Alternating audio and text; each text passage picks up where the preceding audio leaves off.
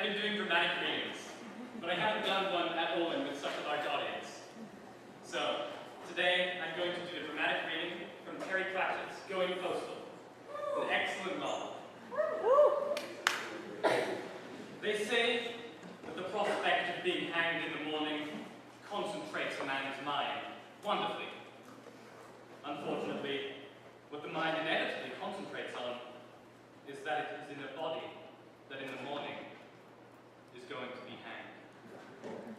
The man going to be hanged had been named Moist von Lipwig by doting, if unwise, parents, but he was not going to embarrass the name, insofar as that was still possible, by being hung under it. To the world in general, and particularly on that bit of it known as the death warrant, he was Albert Spangler. And he took a more positive approach to the situation and had concentrated his mind on the prospect of not being hanged in the morning, and most particularly on the prospect of removing all the crumbling mortar from around a stone in his cell wall with a spoon. So far, the work had taken him 5 weeks and reduced the spoon to something like a nail file. Fortunately, no one ever came to change the bedding here, or else they would have discovered the world's heaviest mattress. It was the large and heavy stone that was currently the object of his attentions, and at some point, a huge staple had been hammered into it as an anchor for manacles. Moist sat down, facing the wall, gripping the iron ring in both hands, braced his legs against the stones on either side, and heaved. His shoulders caught fire, and a red mist filled his vision, but the block slid out with faint and inappropriate tinkling noise. Moist managed to ease it away from the hole and peered inside. At the far end was another block, and the mortar around it looked suspiciously strong and fresh. Just in front of it was a new spoon. It was shiny. As he studied it, he heard the clapping behind him. He turned his head, tendons twanging a little in a rip of agony, and saw several of the warders watching him through the bars. "Well done, Mr. Spangler," said one of them. "Ron here owes me $5. I told him you were a sticker." "He's a sticker," I said. "You set this up, didn't you, Mr. Wilkinson?" said Moist meekly, watching the glint of light on the spoon. "Oh, not us, sir. Lord Vertinari's orders. He insists that all condemned prisoners should be offered the prospect of freedom." "Freedom? But there's a damn great stone through there." "Yes, there is that, sir. Yes, there is that," said the warder. "It's only the prospect, you see, not actual freedom as such. That'd be a bit daft, eh?" "I suppose so, yes," said Moist. He didn't say, "You bastards." The warders had treated him quite civilly this past 6 weeks, and he had made a point of getting on with people. He was very, very good at it. People skills were part of his stock in trade, but very nearly the whole of it. Besides, these people had big sticks. So, speaking carefully, he added, "Some people might consider this cruel, Mr. Wilkinson." "Yes, sir, we asked him about that, sir. He said, no, it wasn't.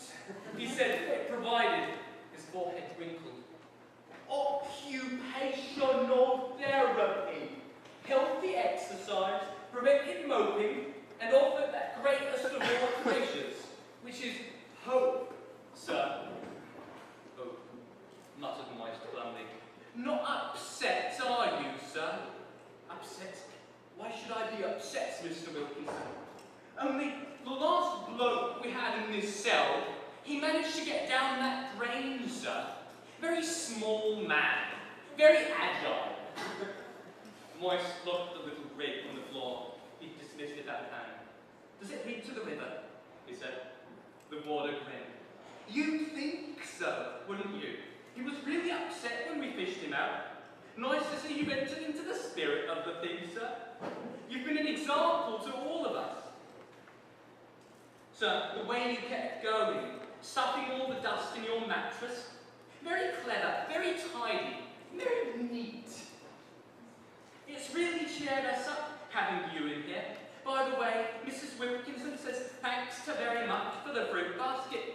Very posh it is. It's got kumquats even.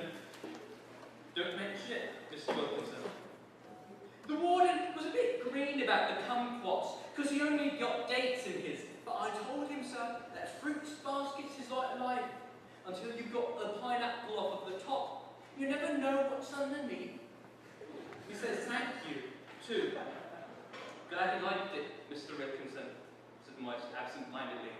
Several of his former landladies had brought in presents for the poor confused boy, and Moist always invested in generosity. A career like his was all about style, after all.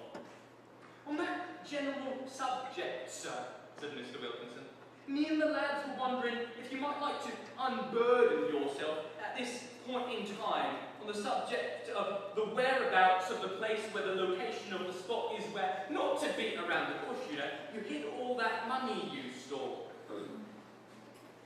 The jail went silent. Even the cockroaches were listening. No, I couldn't do that, Mr. Wilkinson, said Moist loudly, after a decent pause for dramatic effect. He tapped his jacket pocket, held up a finger, and winked. The warders grinned back. We understand totally, sir. Now, I'd get some rest if I was you, sir, because we're hanging you in half an hour, said Mr. Wilkinson. Hey, don't I get breakfast? Breakfast isn't until 7 o'clock, sir, said the watcher reproachfully. But tell you what, I'll do you a bacon sandwich, 'cause it's you, Mr. Spangler. And now, it was a few minutes before dawn. It was him being led down the short corridor and out into the little room under the scaffold. Moist realized he was looking at himself from a distance, as if part of himself was floating outside his body like a child's balloon, ready, as it were, for him to let go of the string.